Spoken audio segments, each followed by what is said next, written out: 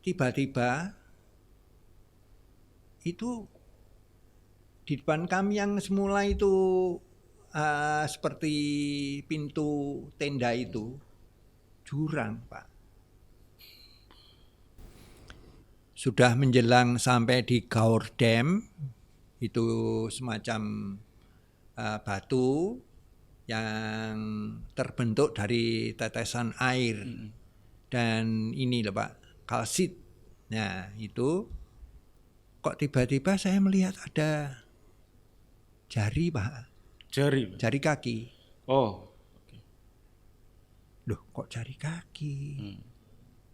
Saya urutkan ke atas, loh kaki. Itu tiba-tiba berhenti, satu bis itu Pak, berhenti. Ada apa? Udah, pokoknya berhenti bisnya. Langsung masuk ke kebun orang Pak, yang ditumbuhi ini kelengkeng Mas.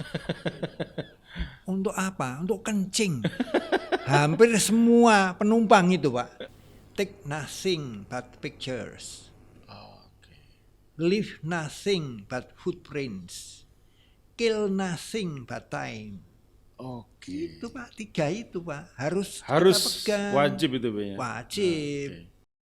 Assalamualaikum warahmatullahi wabarakatuh. Waalaikumsalam warahmatullahi wabarakatuh. Bertemu lagi di Bidik Podcast by Pendidikan Bahasa Inggris Universitas Ahmad Dahlan. Dan kali ini kami kedatangan tamu agung, ada Pak Seno. Apa kabar Pak Seno? Baik, Pak. Oke. Pak Yuda. Saya memanggil beliau Romo biasanya. Kita akan banyak ngobrol soal pengalaman Pak Seno di dunia petualangan gitu ya. Karena beliau banyak berkecimpung sebagai tour guide ya. Jadi di PBI ini salah satu minat yang kita kembangkan itu tourism teman-teman. Jadi ada sejumlah dosen yang punya kompetensi di bidang itu. Mereka benar-benar praktisi dan salah satunya Pak Seno ini. Dan Pak Seno memiliki begitu banyak pengalaman soal itu. Dan kita akan sharing soal itu. Oke, Pak Seno bajunya bagus banget Pak. Biasa aja. Jadi tadi saya pakai flanel, melihat Pak Seno pakai PDH semacam ini, saya ganti ke PDH yang PDH utik yang lama nggak dipakai, jadi agak kusut-kusut dikit Pak. Kepala Sastra UGM, apa itu Pak? Keluarga Pencinta Alam Fakultas Sastra UGM.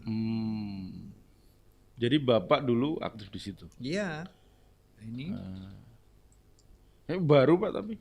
Iya, memang buatan baru. Berarti diberi bukan diberi, beli. Buat support adik-adiknya. Dan walaupun anggota Kapala Setara sekarang ibaratnya cucu-cucunya Pak Seno manggilnya tetap kakak ya Pak ya? Iya, itu biasanya tradisi Mas atau kakak. Itu tradisi di organisasi pecinta alam semacam itu ya Pak. Tidak ada istilah alumni ya Pak. Selamanya adalah anggota dan hubungannya kakak adik. Dan ini karena keluarga Pak Yuda. Oke. Keluarga, bukan mahasiswa pencinta alam. Keluarga pencinta alam. Sampai kapanpun jadi keluarga ya Pak. Jadi dari mahasiswa Pak Seno sudah terlibat aktif di ini ya Pak, kegiatan-kegiatan pecinta alam. Iya, betul. Sejak 1978 ya. Itu saya masuk pertama kali di Fakultas Sastra, sekarang FIB namanya. Nah, ya itu saya langsung ikut menjadi anggota Kapala Sastra. Saat mahasiswa ke mana saja Pak? Gunung-gunung atau gimana? Ya pengennya ke seluruh Indonesia ya. Ternyata nggak bisa. Karena dananya terbatas. Kita waktu itu ya cuma di sekitar aja, Pulau Jawa dan Lombok. Oke, Bali. Pulau Jawa gunung apa saja Pak? Wah ya dari Jawa Barat sampai Jawa Timur. Oke. Jawa Barat itu apa Pak? Jawa Barat yang paling bagus menurut Pak Seno? Gede Pangrango. Gede Pang. Hmm. Itu tahun berapa Pak? Gede Pang. Salah. Wah, itu awal-awal kami di Kapala Sastra itu. Tahun 70 akhir berarti ya Pak? 70 akhir, 80-an awal. Oke. Sekarang kan semuanya bisa mendaki Pak. Tapi bayar. Dulu gimana Pak? Sekarang ada pos, ada apa istilahnya itu, base camp, pokoknya sudah tertata jadi semua orang kayak sekarang bisa dengan mudah mendaki gunung. Pada saat itu gimana Pak? Wah, dulu itu kita ini ya, karena belum ada seperti pos-pos pendakian sekarang ini, ya kita jalannya ya ini masih banyak melalui jalan-jalan yang belum dibuka. Ya ada yang sudah seperti kalau ke Sumbing, Sundoro, Merbabu, Merapi, segala itu sudah jelas jalannya. Tapi kalau di Gunung Salak segala itu, Yang Jawa Barat itu rata-rata belum ya, Pak? kebanyakan karena di sana juga banyak korban Pak Yuda. Jadi jarang didaki orang karena sering kecelakaan di situ. Kalau pulau di Jawa Tengah Pak yang paling berkesan itu mendaki mana? Jawa Tengah. Saya paling terkesan itu ya di Sumbing sama Slamet. Oke. Kenapa Pak? Sumbing dan Slamet itu? Karena cuacanya tidak bisa diprediksi dan suhunya sering ini berubah-ubah. Oke. Slamet tahun berapa Pak? Mendaki Slamet? Wah, Slamet itu mungkin 80 ya 80-an. atau 79 mungkin. Wow. Pada saat itu bagaimana Pak? Naiknya lewat ini Pak berarti apa? Apa tuh Pak? Pos pendakian yang di Purbalingga itu. Alah, saya juga lupa itu. Lewat lewat Purbalingga Pak? Iya, iya. Itu kan jalur pertama mungkin ya Pak? Betul. Jalur-jalur yang pertama dibuat di Slamet. Ya, ya, ya. Dan kami ini membuka jalan setapak sendiri sering begitu. Waktu di Slamet semacam itu juga Pak? Iya. Dengan kakak-kakak senior waktu. Karena saya kan baru, mahasiswa baru. Nah, kakak-kakak senior itu ada yang dari arkeologi, dari antropologi, dari sejarah. Nah itu. Di Slamet tidak ada apa-apa Pak? Di Gunung Slamet? Nggak apa-apa, nggak ada apa-apa. Cuman ya itu perubahan suhunya itu Ekstrim? tidak teratur ya. Yang kedua tadi favoritnya Sumbing Pak? Kalau di Jawa Sumbing, Tengah. kalau di Sumbing kenapa Jawa Pak? Tengah. Karena tertinggi sesudah Slamet ya. Iya. Dan itu medannya itu panjang. Jalan setapaknya itu panjang. Kita lewat Garung. Ya sekali waktu lewat Kaliangkrik. Nah, itu jalurnya. Sumbing kan banyak cerita mistis Pak. Ya. Pak Seno pernah mengalami nggak di situ Pak? Kalau mengalami itu Pak, alhamdulillah nggak pernah ya. Di semua gunung Pak? Di semua gunung. Oke. Walaupun banyak juga yang punya pengalaman itu ya, ketemu entah apa yang burung berwarna putih, yang di Merapi ini. Iya Pak Prubun. Itu yang ada orang yang tersesat. Itu Bapak kenal ya, teman ya? Ya, saya baca aja pengalamannya. Dia tersesat di daerah Klaten. Itu terus kemudian seolah-olah ditunjukkan arah yang benar oleh seekor burung itu. Gitu. Tapi nggak tahu, dia juga nggak cerita burung apa itu jenisnya. Oke. Kalau Jawa Timur yang paling berkesan apa Pak? Wah, tentu saja Pak Seno kan asli Jawa Timur. Blitar ya Pak ya, tempat kelahirannya Bung Karno. Paling terkesan itu di Semeru, Puncak Mahameru. Mahameru, gunung tertinggi di Jawa ya Pak. Ya, betul. Indahnya gimana Pak? Apa berkesannya apa Pak kalau Semeru itu? Saya itu selalu terkesan akan alamnya, Pak. Karena kalau di Semeru itu kita melalui tanjakan ayek-ayek itu yang kiri kanannya jurang. Satu. Terus kemudian kita turun ke ini Oro-Oro Ombo. Wah, itu luas sekali, Pak. Jadi Oro-Oro itu padang rumput ya, yang luas sekali sebelum sampai di Ranukumbolo. Nah, di situ biasanya ketemu ini babi hutan. Pada saat itu Pak Seno ketemu Pak? Ya jauh, ya. Tapi melihat itu. Ya melihat. Itu masih banyak. Waktu itu. Ya. Tahun berapa? 80-an juga Pak? Awal? 79 saya sudah naik situ. Oh. 79, kemudian yang kedua kalinya 83. 83. Nah, Wow. Jawa Timur apa lagi Pak? Raung, Oh ya, Raung, Banyuwangi. Ijen. Terus kemudian Arjuno, Ulirang. Banyak Pak, Jawa Timur.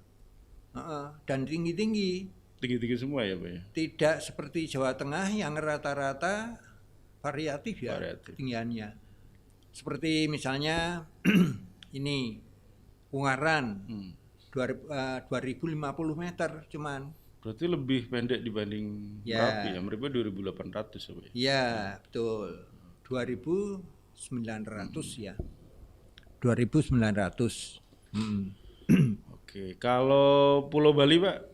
Gak ada Pak? Bali gunung ini Agung. Pernah mendaki juga Pak? Ya. Oh, tahun berapa Pak?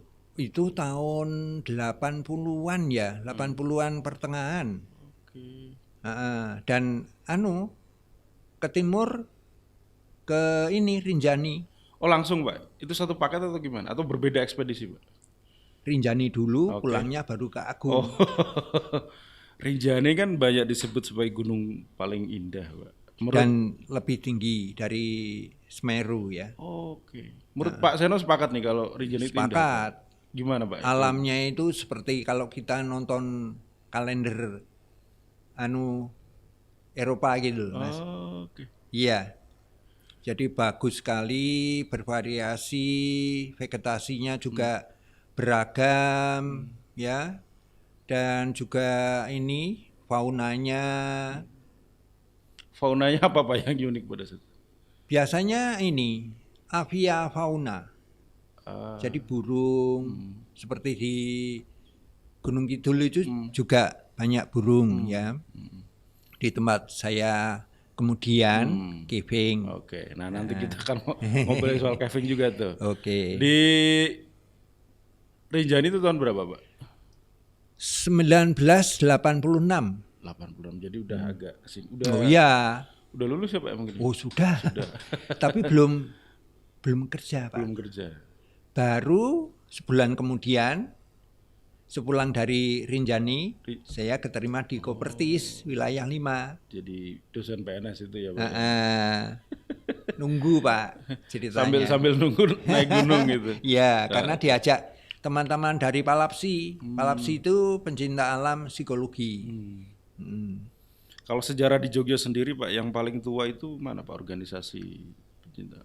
Waduh, kalau yang paling tua itu ya saya nggak begitu jelas ya. Tapi seperti misalnya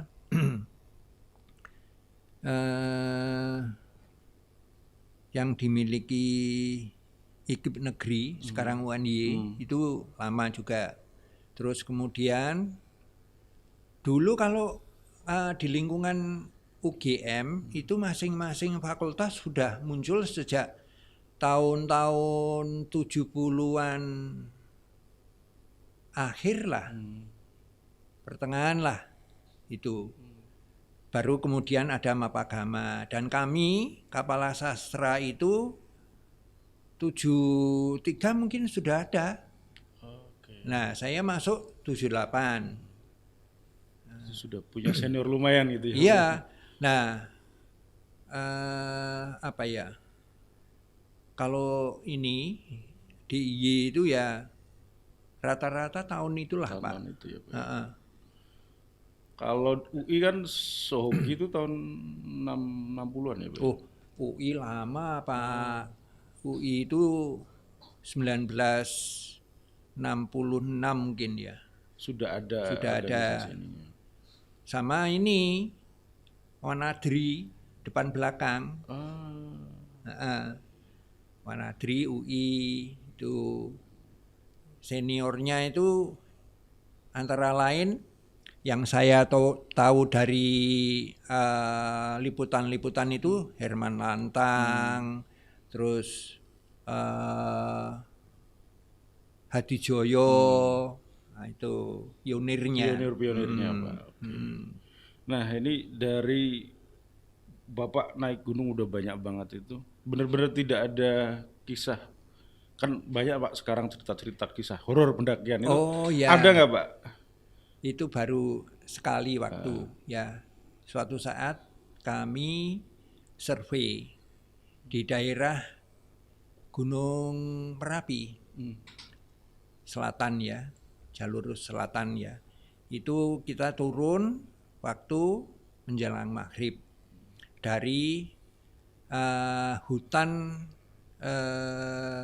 ini apa namanya Pelawangan atau bukan sampingnya sampingnya. samping sebelah baratnya ya itu. Nah di situ waktu kami mau turun itu pas hampir maghrib, Pak. Tahu-tahu jalan setapak yang kami lalui itu mengarah ke atas. Loh kok naik lagi? Terus kemudian alas bingungan Alas namanya. Bingungan namanya. Nah itu. Terus begitu mulai naik itu kami dan saya dan teman-teman itu melihat ada tenda, Pak. Tendanya warna oranye.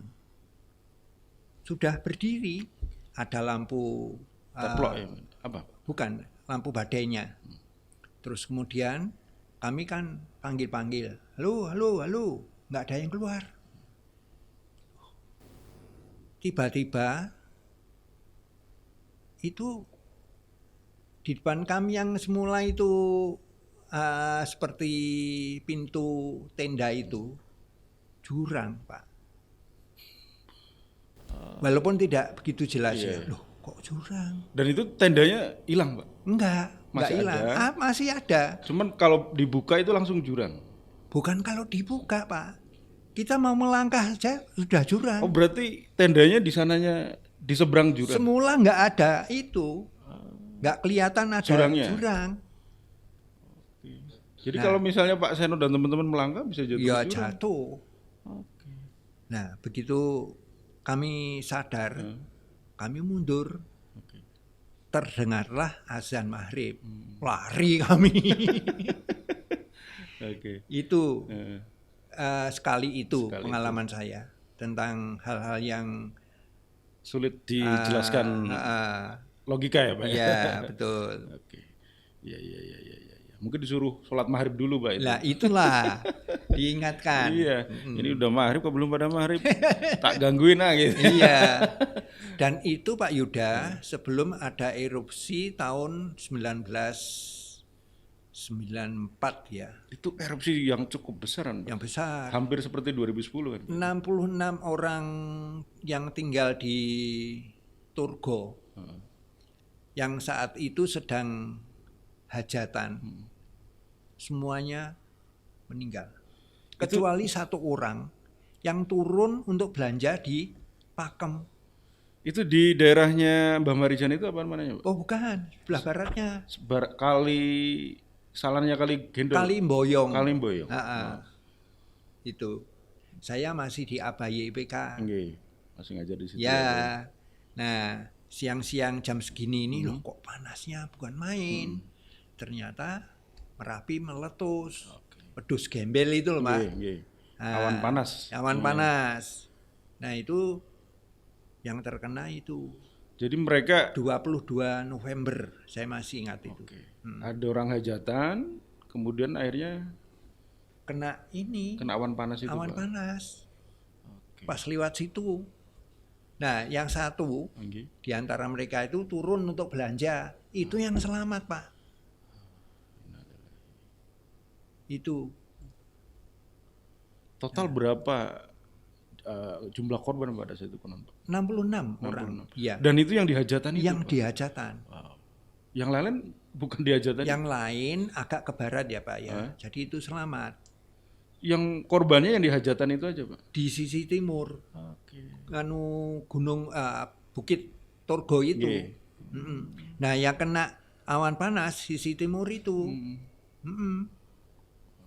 Dan sebagian dari Pelawangan kena juga sisi baratnya. Cuman di situ tidak ada pemukiman ya, Pak? Ada, Pak. Tapi sudah mengungsi atau gimana? Nah, yang di Torgo itu seperti tadi saya katakan, sebagian besar penduduknya itu di sebelah barat. Oke. Yang di timur itu hanya ada 2 atau 3 rumah lah, Pak. Salah satunya yang hajatan itu. Tanggal 22 November 1994. 94. Mm. Saya masih umur 4 tahun, Pak. Anda masih sebesar anak saya. Iya, ini seusia anak Pak Seno kan saya itu. Oke, Pak, itu soal ini, Pak. Kan selain juga mountain climbing gitu, Pak Seno juga caving ya, Pak. Itu sejarahnya gimana, Pak? Nah, itu caving itu menelusuri gua, teman-teman. Iya. Penelusuran gua itu akibat dari kalau saya boleh katakan begitu, dari pendakian gunung dan kemudian rock climbing, panjat tebing. Nah, itu perkembangannya akhirnya caving, terutama di wilayah DIY. Nah, yang mantap waktu itu Palapsi, kemudian kami Kapala Sastra ya kecil-kecilan ya. Terus kemudian Atmajaya, Palawa Atmajaya. Karena berarti itu penelusuran gua tuh pas Pak Seno masih mahasiswa. Masih. Iya. Oke, cerita selanjutnya setelah break kali ini. Sahabat PDI, ada yang baru nih di Prodi Pendidikan Bahasa Inggris Universitas Ahmad Dahlan, yaitu Bidik Podcast. Bidik Podcast adalah akronim dari Bincang-Bincang Pendidikan. Jadi podcast ini kita akan ngobrolin segala hal tentang pendidikan, terutama yang ada di program studi Pendidikan Bahasa Inggris Universitas Ahmad Dahlan. Kalian bisa tonton podcast kita di Spotify, PBI UAD, atau di YouTube Pendidikan Bahasa Inggris UAD. Jangan lupa tonton terus ya.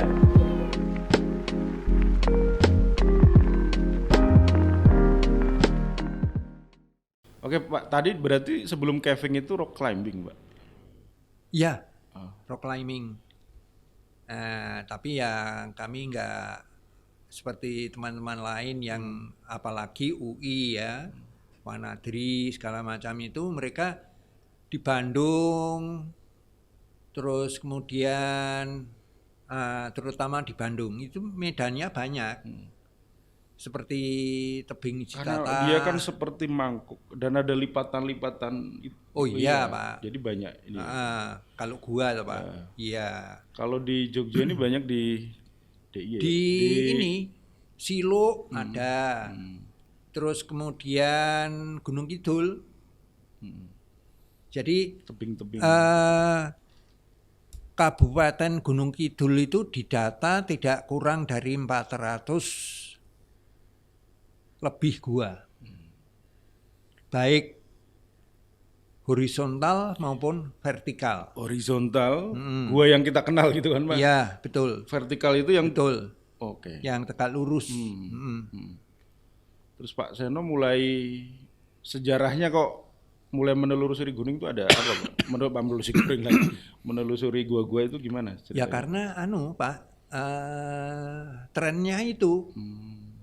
Nah, kebetulan saya berkesempatan untuk mencoba caving di daerah dekatnya Mas Adam di di Semanu. berarti pas kemarin kondangan ingat ya Pak? Iya. Tapi ke selatan Pak. Oke.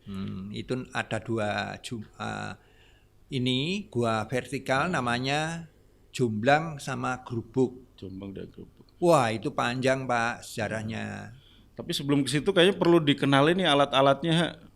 Pak Seno nih membawa alat-alat nih yang dulu dipakai saat Ke Grubuk sama Jomblang. Oke. Ya. Oke. Ini apa Pak? Ini helmet, caving helmet. Ampun. Caving. Udah, terima kasih Mas. Ini jadi harus pakai ini Pak ketika Kalau saya itu beraktivitas di alam bebas itu selalu prosedural Pak. Oke. Takutnya kalau ada kecelakaan. Kadang-kadang prosedural pun bisa Masih? celaka. Oke. Karena ya kita nggak tahu Pak, alam itu macam-macam ya Pak ya. Ini Oke. halangannya itu. Ini helm tahun 80-an ya Pak ya? Ini sebenarnya belum begitu lama dan ini buatan dalam negeri Pak. Oh, oke. Saya pengennya luar negeri petrol, tapi ternyata yang terbeli ini. Ini mereknya apa Pak? Ini buatan Bandung ya Bandung Pak. lumayan. Esta. Ini lampunya Pak. Nah, ini lampunya. Ini lampunya menggunakan Nah, kalau bahan bakar- lampunya petrol Pak, dari Prancis Pak. Oke. Terus ini bahan bakarnya apa Pak? Ini Pak baterai cuma Pakai 3. baterai, 3. Ya. Yang karbit itu? Nah, ini ada boomnya. Tapi tidak terbawa ya, ada di rumah.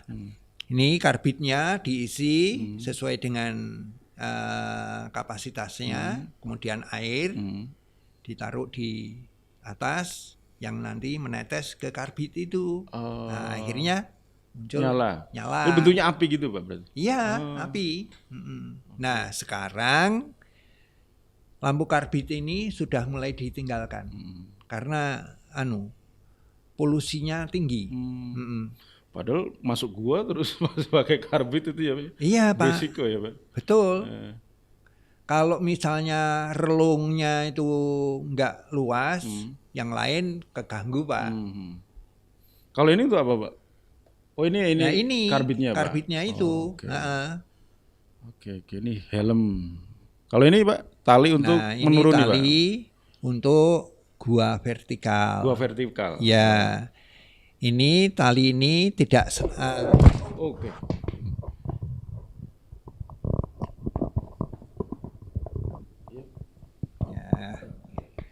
tidak sama dengan yang digunakan untuk panjat tebing atau rock climbing karena elongasinya pendek Pak.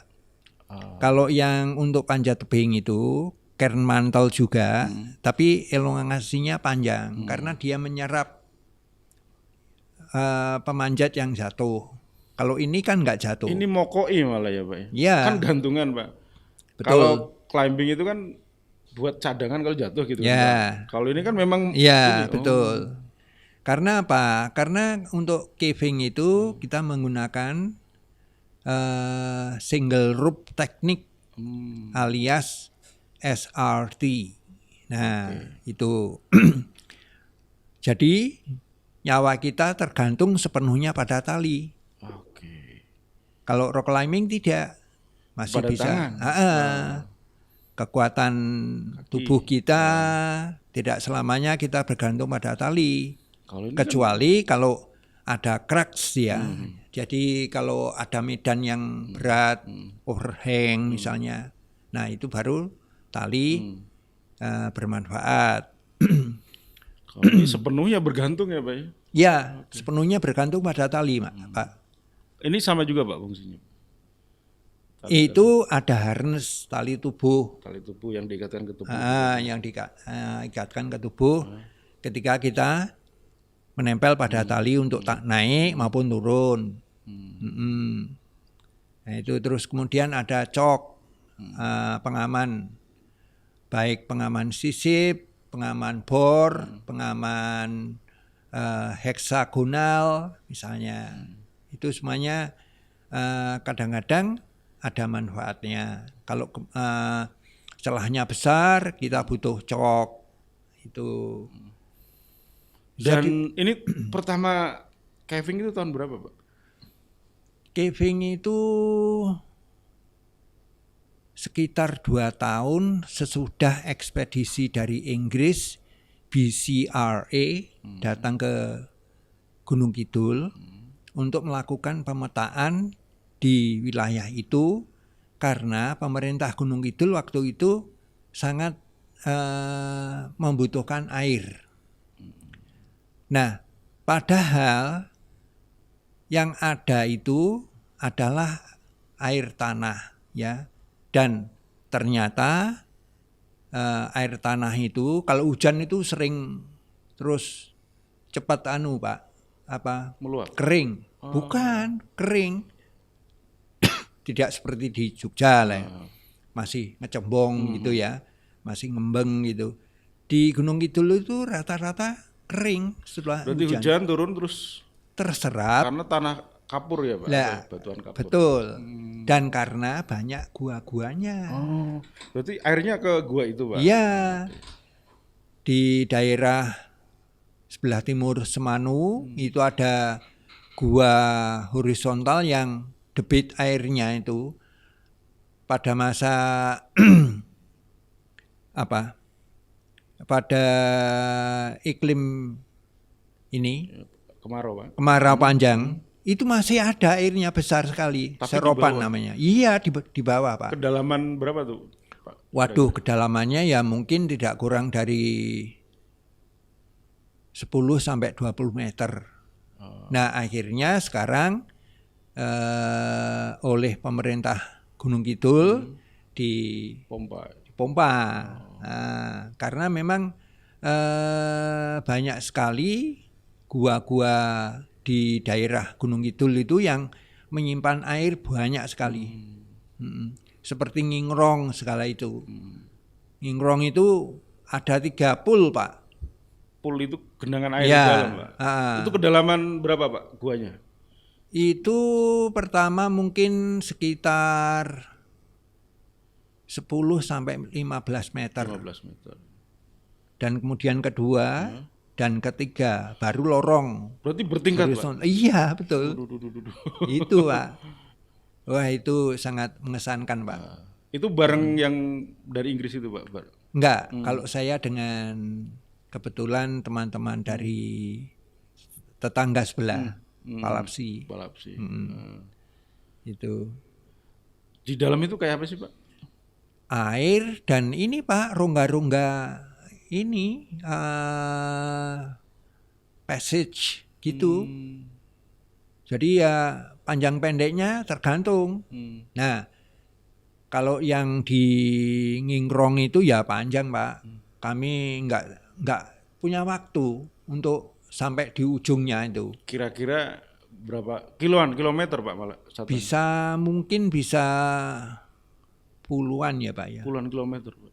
Di Pacitan, Pak, Nggih. itu ada namanya Luweng Jaran. Horizontal, vertikal, ya. Terus kemudian horizontalnya yang terakhir itu panjangnya tidak kurang dari 14 km. Jadi masuk terus mendatarnya itu 14 km. Iya. Waduh. Nah, itu katanya belum tuntas, selesai, Pak. Pak. Belum tuntas, Pak. Oke. Pacitan itu, Pak. Luweng Jaran namanya.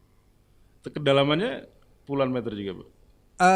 Iya, nggak begitu dalam ya, nggak seperti Jomblang Grubuk, nggak seperti Luweng Ngombo di Pacitan itu. Kalau Luweng Ngombo itu 100 lebih, Pak. 100 meter, Pak? Iya, Pak. Kedalamannya, Pak? Iya. Waduh. Dari bibir. Wow. Nah, itu. Nah, vegetasi kan udah aneh-aneh, Pak. Nah, vegetasi hidupnya aneh-aneh pasti kan? betul. Biasanya itu Pak. Ya serangga itu akhirnya kalau di lorong-lorong gua, apalagi yang sudah tidak ada sinar, terkena sinar matahari, buta, Pak. Oh, oke. Pernah Pak ketemu? Oh, Pak, Banyak, sering. Aneh nggak Pak bentuknya Pak? Bentuknya itu biasanya sungutnya panjang, Pak. Oh, karena matanya tidak berfungsi sehingga. Oh, oke. Antenanya itu yang berfungsi akhirnya. Oke.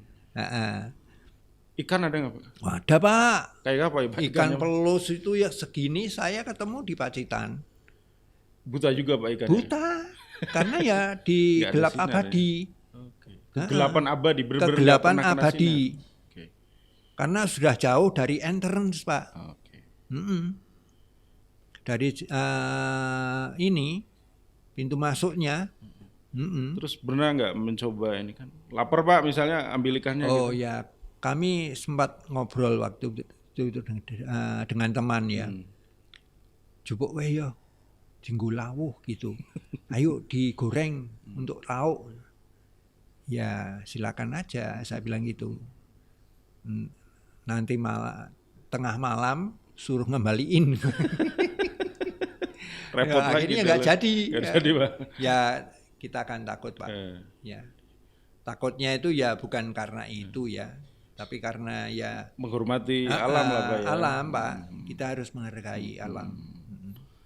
Terus selain itu Pak serangga lain apa Pak misalnya? Serangga lain itu jangkrik, Pak. Jangkrik. Jangkrik, terus kemudian di sini banyak di Gua Cermi ya, fosil. Fosil. Iya, di dinding gua. Oke. Karena memang Cermi itu dulunya itu di dalam lautan, Pak. Oke. Terus terangkat, ada uplift gitu. Nah, ikutlah itu Ikan-ikan itu. ini fosil itu. Fosil. Kerang. Jadi di ketinggian itu ada kerang gitu Pak? Iya, betul. Itu bukti bahwa memang Dulunya itu daerah situ merupakan lautan yang terangkat gitu ya, iya, Pak, ya. seperti ini loh, Pak, yang kita touring Pak. Itu kita pernah Bengawan touring Solo. ke Muara Bengawan Solo Purba ya Pak ya. Itu dulunya nggak di sana. Itu kan udah tinggi Pak. Nah, iya, Dulunya makanya. ke laut itu ya Pak ya. Iya. Setara dengan laut ya. Oke. Luwe itu Pak, luwe itu apa ya? Bahasa Indonesia Centipede. ya yang kaki 1000 Pak. Ya, banyak. Itu ada juga Pak. Segini Pak besarnya. Dan banyak Pak. Banyak. Banyak sekali. Mereka buta juga Pak. Enggak, kalau Enggak. itu ada di luar, Pak ya. Agak-agak di luar gitu ya. Ya ada yang di dalam tapi masih terang, daerah masih dapat terang. cahaya, Pak. Nah, di dasar ini kan Pak. Sebelumnya dataran. Nggih. Tapi kemudian karena ada rongga yang semakin besar, semakin besar, akhirnya runtuh. Jadilah gua. Jadilah gua vertikal. Nah, itu jadi dolin istilahnya ya. Nah, itu. Dan kemudian tetumbuhan yang ada di situ yang dari atas itu menjadi tetumbuhan Fosil. purba. Itu terjadi Sebutannya. ribuan dan jutaan Iya, tahun yang lalu ya Pak karena ya. itu Pak. Jadi kalau Pak Yuda tindak ke Gua Jomblang, kelihatan sekali itu. Bekas amblesnya itu ya Pak ya. Ya bekas amblesnya ya ini Vegetasinya. Pak. vegetasinya. Oke. Itu masih ada Pak vegetasi sampai sekarang. Yang diyakini dari dulu. Itu beda nggak dengan tumbuhan di atasnya Pak? Ya hampir sama sih Pak, hampir sama. Tapi itu diyakini merupakan vegetasi Purba ya Pak. purba. Di sama yang di Pacitan, yang di Luangombo, itu juga gitu. Nah ini kejadian gempa tahun 2004 itu di Pundong itu Pak. Pundong gini Pak. Iya, itu kan yang titiknya Pak, titik epicentrumnya. Epicentrumnya di situ ya gempanya Pak. Ya?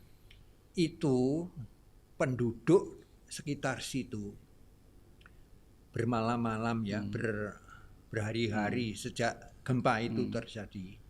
Itu merasa ada yang runtuh Pak di bawah Belum Iya. belum gitu, Pak. di bawah jalan Pak. Nah itu nanti mungkin juga akan seperti Jomblang Grubuk. Jadi gua Seperti- vertikal ya, Pak, ya? Iya. Ruang Ngombo. Mm-mm. Ya tidak bisa dipastikan Kapan kapan. ya, Pak? Ya Nah, semoga nggak usah aja ya, Pak.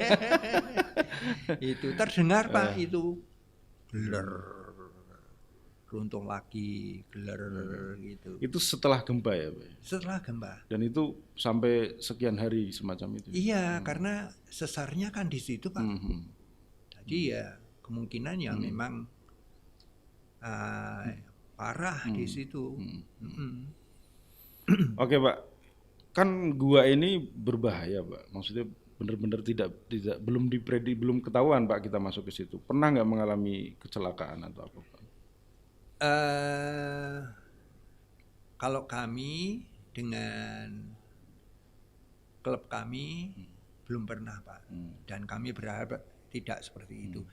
Teman dari Palapsi pernah. Jadi di Luang Jati ya waktu itu ada teman yang kelihatannya mungkin jatuh ya Pak ya. Jatuh terus kemudian yang terkena itu parah itu kepalanya. Dan kemudian untungnya selamat di rescue ya Pak. Tapi walaupun begitu ya butuh berhari-hari untuk sembuh di Pantai Rape waktu itu. Kemudian saya pernah ikut Pak rescue Pak di daerah Palian. Itu luangnya itu sampai 90 meter Pak. Oke. Tapi kecil Pak. Kecil tapi 90 meter, Pak. Nah itu kelihatannya menurut masyarakat situ cinta segitiga. Oh gimana tuh, Pak? Mantanannya Nggih. ya temenan baru. Tapi Perjodohan gitu ya, Pak? ibu mertuanya itu juga suka. Oke. Nah, Terus? jadilah kemudian ya berhubungan dengan ibu mertuanya juga selain istrinya sendiri. Nggih. Nah,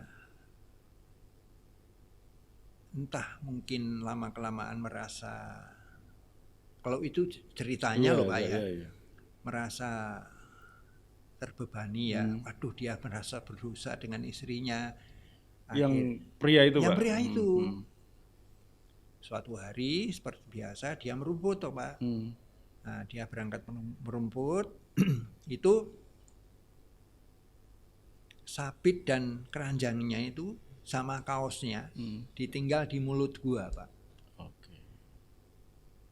Nah ada orang loh, ya mungkin tetangga ya. Kok aneh ini, kemana orangnya gitu loh, dicari di sekeliling situ sampai menjelang sore nggak ketemu, dilaporkan. Terus ada pendek kata kayak bunuh diri gitu. Nah bener, akhirnya dari mulut gua itu setelah sekian hari nggak pulang-pulang itu baunya naik Pak. Oke. Teman-teman dari Mapagama,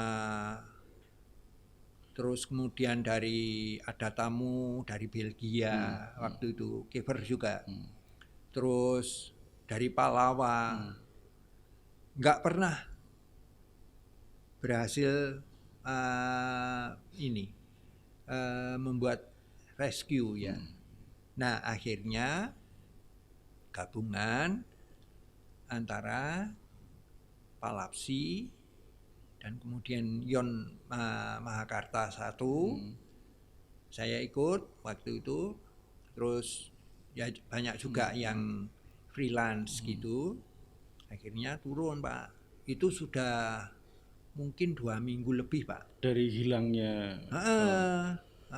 Terus kemudian turun, ada teman saya, teman KKN dari Palapsi itu semalaman Pak, sudah sampai di dasar, kemudian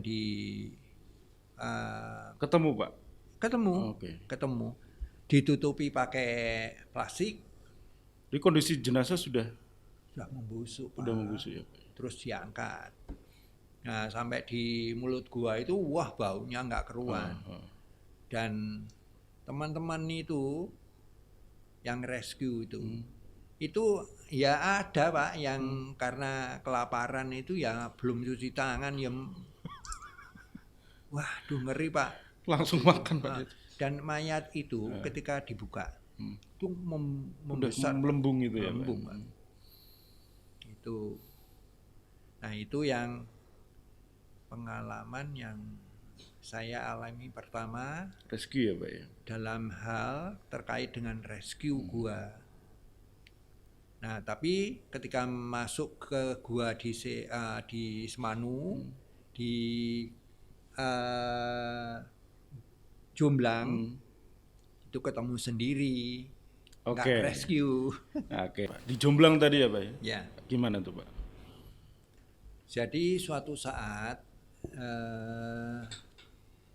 sekitar tahun 86 ya Pak, 1986 kami masuk pertama kali, kedua kali, ketiga kali, nah mungkin yang keempat kali ya dengan teman-teman dari Kapal Sastra waktu itu.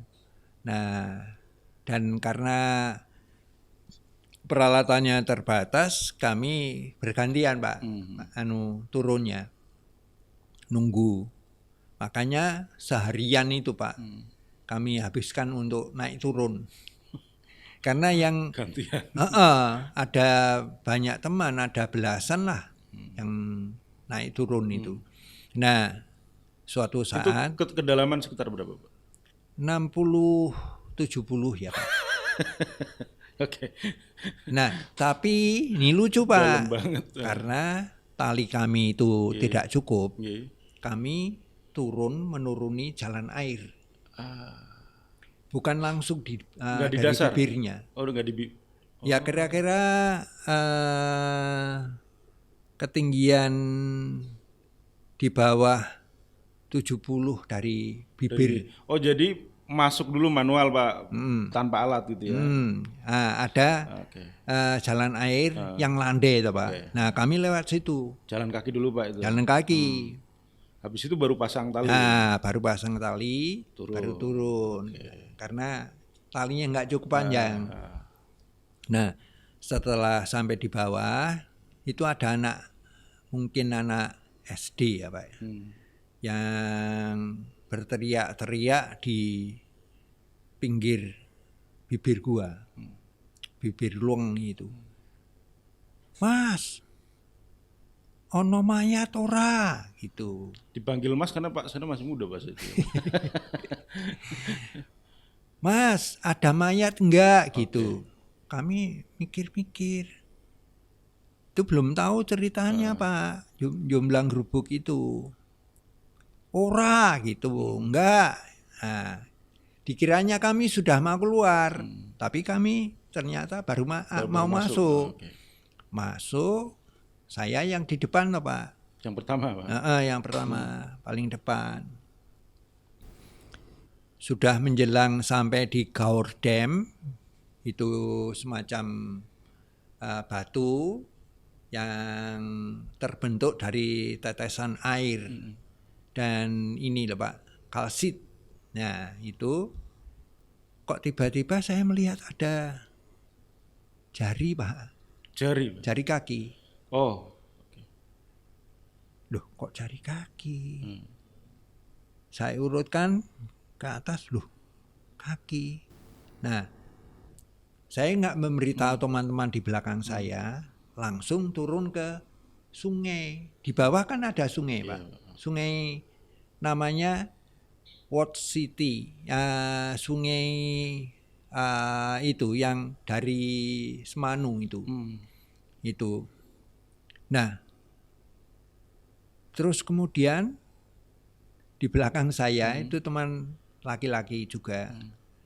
Kira-kira kami terpisah tidak kurang dari 6-7 meter sampai di situ tempat saya tadi. Oke.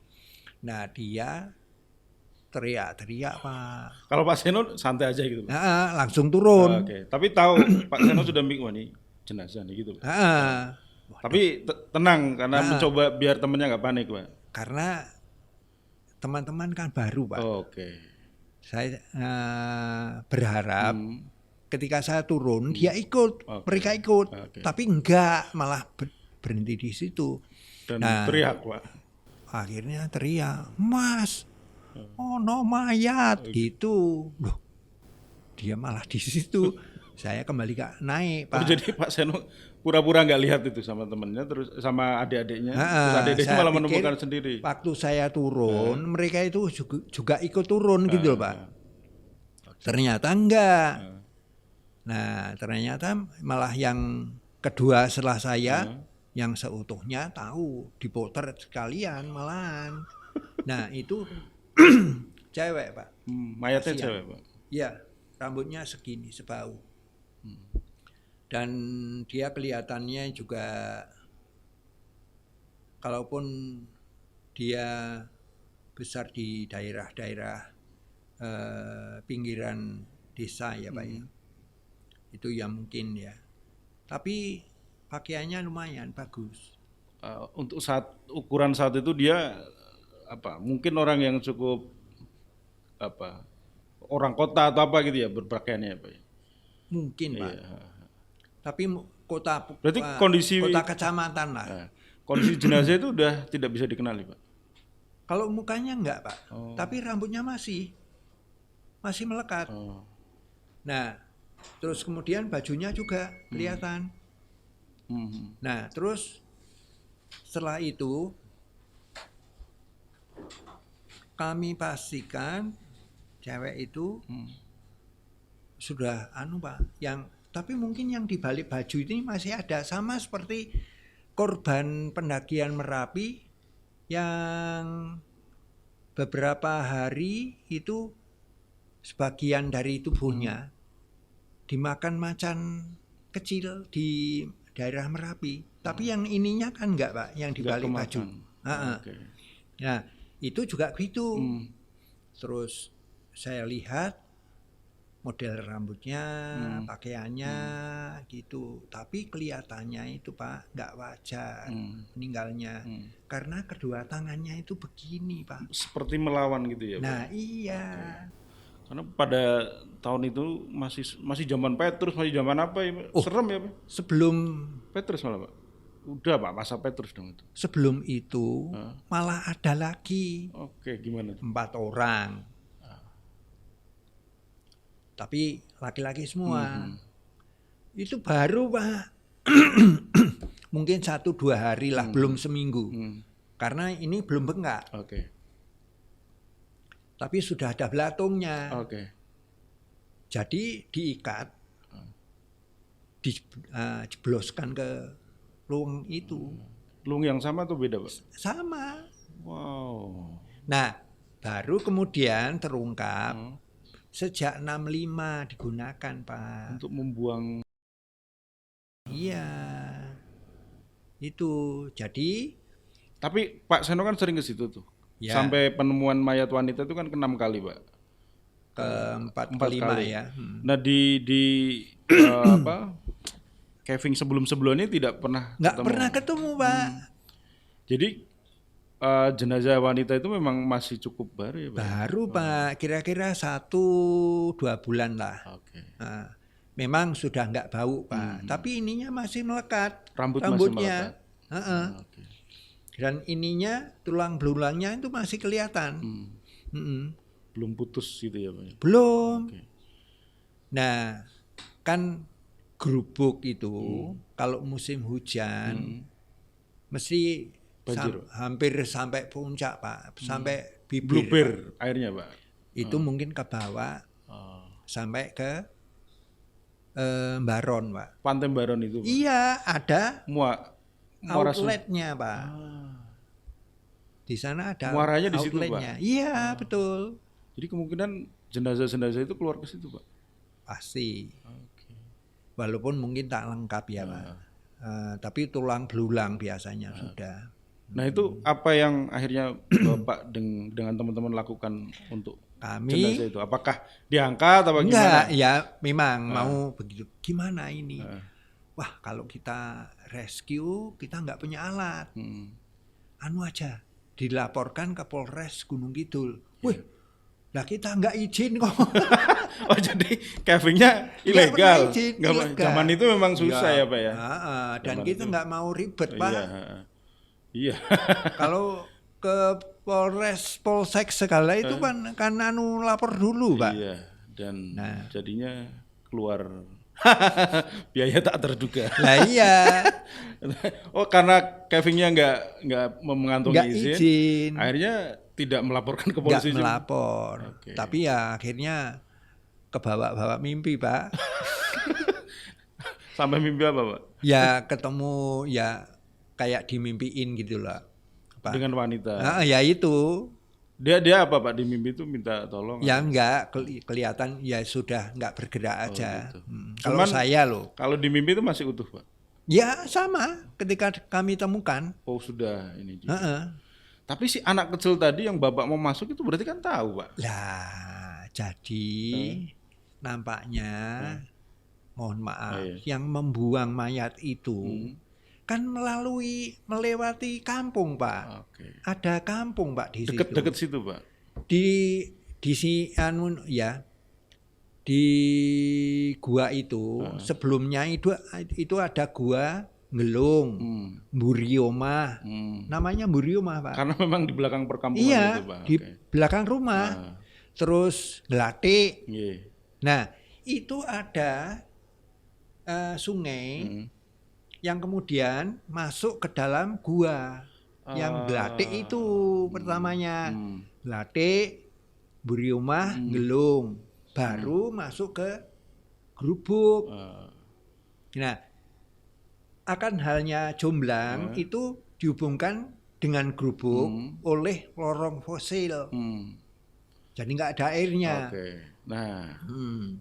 karena dekat kampung kemungkinan masyarakat Si anak itu kan dengar mungkin mobil atau motor gitu, Pak. Dan atau teriakan. awalnya mungkin juga bau seperti yang saya bunuh diri ceritakan tadi tadi, itu ya. Oke. di Palian itu sempat bau itu. Dan kemudian ketika untuk ke mungkin 7 kalinya atau ke 8 kalinya saya masuk ke situ, Pak, saya dihadang Oleh Karang Taruna di situ. Nah, menghadangnya itu dilalah saya terakhir, Pak. Oke. Ada 4-5 orang. Anda sih. Berhenti. Ada apa, Mas? Tadi di gua ngapain? Loh, saya masuk untuk olahraga kok. Enggak ini lempar batu. Loh, buat apa lempar batu segala itu? Orang, loh, gini aja, Mas. Mas, saya minta bersama saya ke rumah Pak Kaur Sosial, tempat kami nginep, Pak. Dipastikan kami ini olahragawan atau bukan. Tanyakan aja. Nah, terus teman-teman yang lain yang duluan itu nunggu saya toh. Loh, kok enggak balik-balik disusul. Nah, untungnya nggak baku hantam, Pak. Nah, dah. Nah, baru di situ saya paham maksudnya itu memang Grubuk Jomblang itu tidak untuk mainan gitu loh. Ya, mereka merasakan orang lokal. Jadi setelah Bapak main pun mereka jadi gimana gitu Pak? Merasa terganggu oleh roh-roh Yang ada di situ. Oke, jadi Loh, Bapak itu cuma membangkitkan. Dikiranya begitu, Iya. Pak. Oh gitu. Jadi setiap kali ada caving di situ terus masyarakat ini diganggu.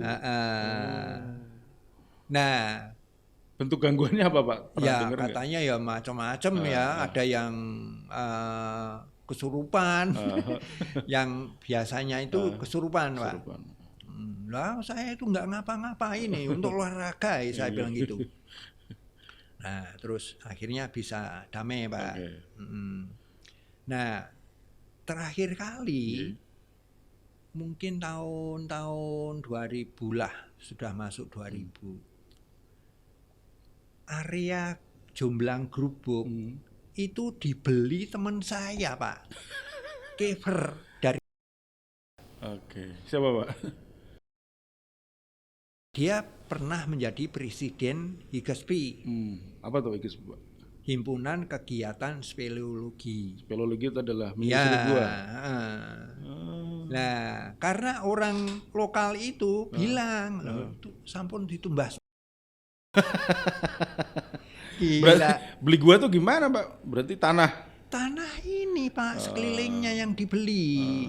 Nah, termasuk gua atau Otomatis Pak. guanya termasuk situ ya. Nah Pak? iya kan dia beli misalnya di seberang sana yang utara gua. Nah akhirnya kan kalau ditarik garis ke selatan ya Guanya kena. Pak? kena. Oh, oke. Nah gitu. Terus dia buka dengan terkait pariwisata untuk caving Pak. Nanti ada gambarnya Pak kalau mau. Berarti dikomersilkan Pak itu. Dikomersialkan. Satu orang naik turun Nggih. 450 Pak. 450.000. Iya. Itu tahun berapa Pak? Sekarang masih jalan. Sekarang mungkin lebih mahal lagi ya Pak ya? Iya, ya segitulah.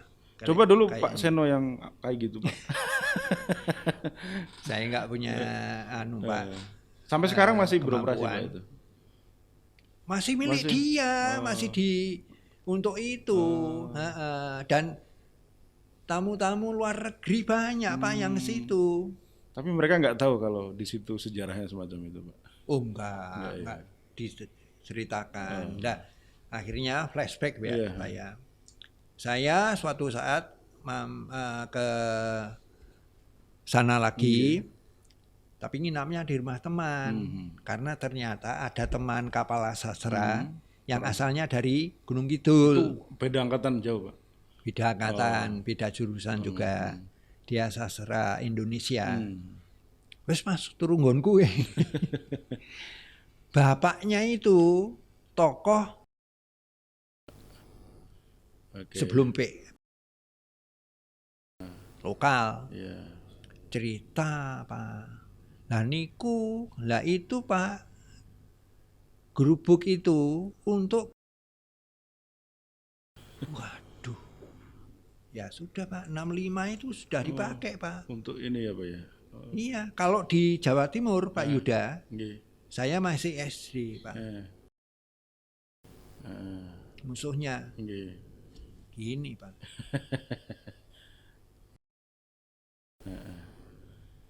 Nah, kalau Grubuk ke Luweng itu. Oke, kayaknya akan diperdalam nih ngobrol soal ini soal Gasin. Oke, kalau saat ini kegiatan caving itu berkembang semacam apa? Oh, sangat pesat ya Pak perkembangannya, sampai malah tidak Pak, susah dimonitor Pak.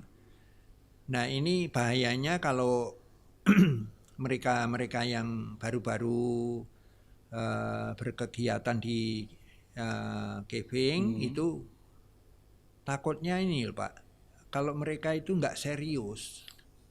Akhirnya merusak ya Pak ya? Akhirnya merusak, akhirnya mencelakakan diri sendiri. Nah itu yang sangat kita jauhi dari dulu. Karena ada filosofinya Pak. Take nothing but pictures. Leave nothing but footprints. Kill nothing but time. Oke. Itu Pak, 3 itu Pak. Harus Harus kita pegang. wajib itu Pak ya? Wajib. Kalau menyatakan dirinya penelusur gua.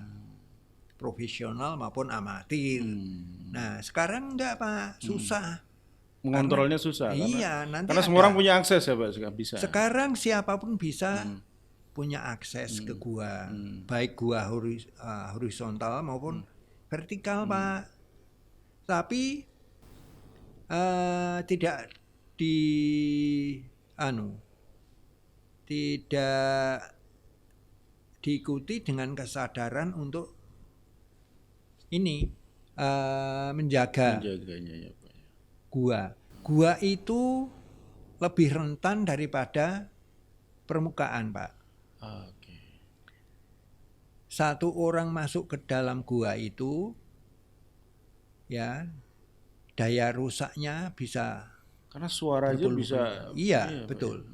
Betul. Nah, itulah makanya. Apalagi kalau lebih banyak lagi yang masuk ke situ.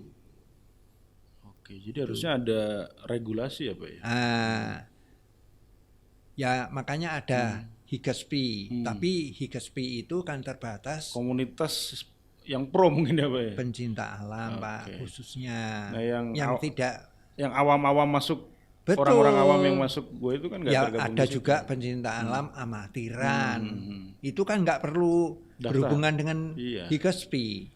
Tinggal izin ke Karang Taruna. Nah, iya. Karang Tarunanya aja. Oke. Baru kemudian bisa melaksanakan kegiatannya. Kadang-kadang ya nggak izin seperti saya pernah lakukan dulu. Tapi karena dulu kan tahun segitu Pak susah. Ya, betul. Tapi kami kalau masuk gua nggak pernah merusak gua, Pak. Iya. Misalnya di ini, Pak, Purworejo, Pak, banyak Banyak gue juga Pak, di sana. stalaktit. Oh iya, Pak. Ini pegunungan Kapur Selatan, Pak. Hmm. Gombong sekali itu, Pak. Oh nggih, bener Pak. Perbukitan Nah, itu. itu kalau kita mau, Pak, misalnya apa ya, terlena gitu ya, kita bisa memotong stalaktit, Karena stalagmit. laku Pak itu Pak. Ya laku, Pak, apalagi Mahal ya, Pak? sekarang. Lah iya. Oke. Nah, Padahal itu pernah- terbentuk ribuan tahun ya. Pak. Waduh, jutaan, Pak. Jutaan tahun malah. Pernah almarhum Dokter Ko King Chun ya, Robi Ko King Chun itu suatu saat akan menelusuri gua di daerah Purworejo, Gombong. Mampirlah dulu makan di restoran. Nah, restorannya itu ada tamannya yang terdiri dari Staklatid itu Pak. ornamen gua. Oh. Wah, dia langsung ini, Pak. Oke. Itu. Ya, ya. Nah, memang repot, Pak. Oke. Ya, jadi kalau tidak ada afiliasi dengan pencinta alam mana gitu, susah Susah kontrolnya. dikontrol, ya. Oke, ini pesan-pesan buat para Kevin milenial Gen Z ya. Jangan sampai merusak gua karena gua itu lebih rentan ya Pak ya. Ya, Lebih rentan dari permukaan, lebih rentan dari gunung karena suara saja bisa merusak. Jadi kalau melakukan caving benar-benar hati-hati, benar-benar konsultasi dengan yang profesional supaya tidak merusak. Oke, Pak Seno, terima kasih atas cerita yang luar biasa. Sebenarnya masih banyak kisah-kisah keren dari Pak Seno ya, cuman waktu membatasi kita. Dan kebetulan sekali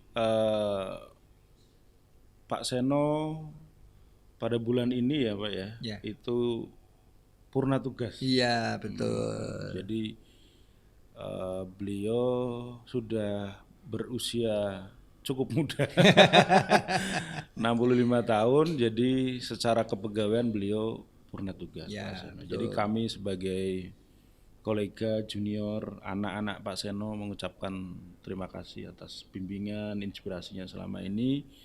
Dan saya yakin mahasiswa-mahasiswa yang pernah diajar, dibimbing Pak Seno juga merasakan hal yang sama. Ingin Terima mengucapkan kasih. terima kasih yang besar pada Sama-sama. kesabaran, pada teladan yang selama ini Pak Seno tunjukkan. Masuk tua pernah diajar Pak Seno ya? Oke. Belum. Belum ketemu ya. Ini sering ketemu kan Pak? Ya, Iya, ketemu di Kira-kira kelas. setelah purna tugas ini aktivitas akan kembali ke aktivitas outdoor atau gimana Pak? Kalau masih memungkinkan, kan saya kemarin ikut ini perpanjangan lisensi untuk guiding. Oke, jadi Nah, Pak Seno tuh dari dulu dosen dan guide ya Pak ya. Sudah bertemu dengan orang dari berbagai bangsa gitu ya Pak. Iya. Dari mana-mana, terutama wah itu ribet Pak. Ya, Yahudi Pak. Mintanya macam-macam dan maunya sendiri-sendiri. Oh, gitu. Iya Pak. Pernah ya kita dalam perjalanan ke Gedong Songo, Candi Gedong Songo, itu tiba-tiba berhenti. Satu bis itu Pak. Berhenti. Lah, ada apa? Udah, pokoknya berhenti. Berhenti bisnya. Langsung masuk ke kebun orang Pak. Yang ditumbuhi ini kelengkeng Mas. Untuk apa? Untuk kencing. Hampir semua penumpang itu Pak. Gila. Kenapa nggak minta dibawa ke pom bensin atau apa gitu Pak? Enggak, kok makanya itu Itu sak geleme gitu, Pak. sak geleme dewe. Makanya sama Palestina kan itu Kayak gitu terus ya. terus Mereka segelemnya ambil terus. tanah orang gitu ya. Lah iya. Waduh. Suatu saat pada kesempatan yang lain. Nah, ini lucu ini. Restorannya lucu. Orang yang lucu. Dia kan ngerti ya. Iya. Itu ada price tag ya. Satu sisir pisang. Iya. Itu price tag-nya satu sisir. Nah, dia pengennya cuma makan satu. Kan harus beli semuanya Pak. Nah, dia bagi. Itu kan dibagi, harganya kan jadi Oh patungan Pak akhirnya. enggak satu orang. So, satu orang. Makan satu. Dia bayarnya satu pisang itu. Nih, loh ini apa? Pisang itu. Loh, itu kan harganya beda. Nah, saya makan satu. Ada susah. Susah betul. Pernah malam-malam jemput di Adi Suciptoyo. Sampai di sini hotelnya itu yang satu komplain. Ini tasku jebol. Yang lain bilang, aku nggak bisa lihat keluar, jendelanya terlalu tinggi. Ya. Terus saya laporkan ke bus ownernya yang udah nyegat di hotel. Gimana Pak? Wah komplain nih. Kenapa? Ya memang jendela busnya itu agak tinggi. Orangnya pendek-pendek. Yang Bukannya pergi. tinggi-tinggi Pak. Enggak, yang itu yang pendek-pendek. Dileleh, ya. Nah, terus akhirnya ditambahi ini Pak, bantalan. Bantalan besoknya. Hanya supaya mereka bisa lihat gitu Pak. Bisa duduk di situ, bisa lihat keluar. Oke. Nah, yang komplain yang lain, ya itu tadi yang tasnya rusak, segala macam. Ya udah, aja, tak antar ke tempat perbaikan. Nggak mau, saya harus dibelikan baru. Loh, tapi iya loh, ini kan nggak ngerti kita. Jadi yang suruh membelikan Pak Seno. Aduh. Oke, itu tantangan menjadi seorang tour guide ya. Betul. Jadi selain harus bisa bahasa Inggris, harus punya skill-skill yang lain. Dan skill itu insya Allah diajarkan di mata kuliah turisme di pendidikan bahasa Inggris. Jadi Pak Seno habis purna tugas akan kembali ke aktivitas itu. Insya Allah. Masih berani caving lagi Pak? Kalau caving itu selama alatnya masih layak digunakan, kita berani. Oke, mantap. Sepedaan masih Pak? Kalau sepedaan pasti. Terus karena olahraga yang paling aman paling itu, Pak. tidak seminggu sekali. Masya Allah. Ya. Terakhir kemana Pak? Terakhir ke Candi Merak. Itu berapa hari yang lalu? Klaten. Hari Minggu yang lalu. Dari rumah Pak? Dari rumah. Oke, usia 65 tahun dari mana Pak? Pogung ya Pak?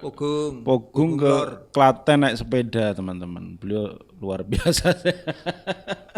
Tapi ada teman. Ada teman. Karena sepedaan itu enaknya bareng-bareng. Iya, betul. Termasuk Pak Seno ini orang-orang pertama yang membuka jalur putih Pak?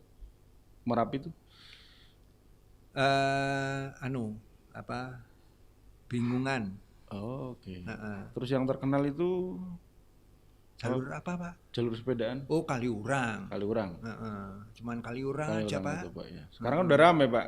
Iya. Dulu Pak Seno melewatinya masih hutan-hutan gitu ya. Pak. Yang sebelah barat, yang itu dekat dengan MGM, Museum Gunung Merapi, itu dulunya masih jarang orang Kan. lewat. Dan Pak Seno ini salah satu yang paling awal membuka jalur itu. Enggak lah Pak. Termasuk gua tadi Pak Seno adalah generasi awal yang melakukan caving di gua-gua di berarti Gunung Kidul, Pacitan. Gunung Kidul dan Pacitan. Oke. Oke, terima kasih sekali Pak Seno atas obrolannya. Semoga sehat. Semoga menginspirasi teman-teman semua. Amin. Terima kasih Pak. Sama-sama Pak. Oke. Sampai ketemu di Bidik Podcast episode berikutnya. Wassalamualaikum warahmatullahi wabarakatuh. Waalaikumsalam warahmatullahi wabarakatuh. Matur nuwun Pak Seno. Ye.